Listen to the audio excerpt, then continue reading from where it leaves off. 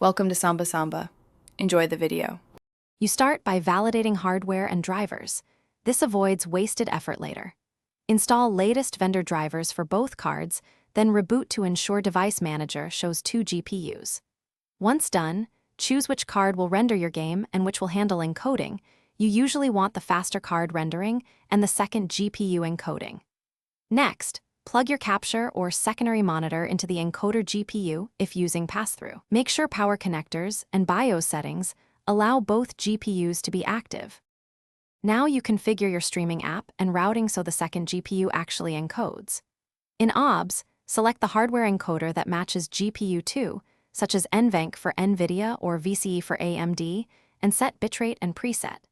If the game still uses the encoder GPU, force it to GPU 1 via Windows Graphics Performance settings.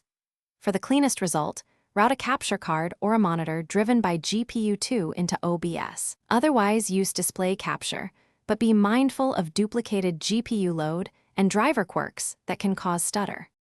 Finish by stress testing your setup. Record and stream at your target resolution while watching both GPUs usage.